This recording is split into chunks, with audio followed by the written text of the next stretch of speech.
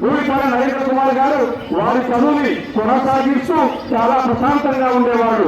రాజకీయాల్లోకి వచ్చిన తర్వాత వారు ఒకటోసారి గెలిచారు, రెండోసారి, మూడోసారి, నాలుగోసారి, ఐదోసారి కూడా గెలిచి ఆ తర్వాత విశ్రాంతి తీసుకొని ఆలోచించారు. నిజమైన వాళ్ళు నా వాళ్ళు ఎవరు నిలబడ్డారు నాకు ఓటమిని కూడా తను చాలా గుణపాఠాలు నేర్చుకోవడం జరిగింది.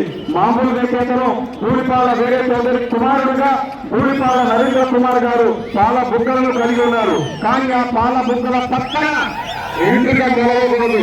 ఎంట్రునే కాదు, తెల్ల ఎంట్రుగా అసలు మొలవకూడదు.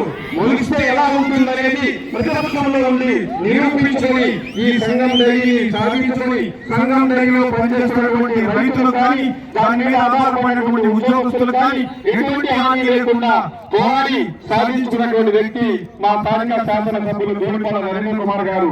ఈ విధంగా ఈ రోజు ఇక్కడ ఈ ప్రదర్శనకు వచ్చినటువంటి వాళ్ళని చూస్తుంటే ఈ ఐపీఎల్ మ్యాచ్ నిజంగా బండలాగుడు పోటీలు ఈ మన ఒంగోలు గిత్తల్ని చూస్తే ఆ రాజస్థంలో కానీ పౌరుషంలో కానీ అది తోకెత్తి ఆ కాలు తిప్పుతూ అది నడుస్తుంటే ఎలా ఉంటుందంటే మామూలుగా ఉండదు.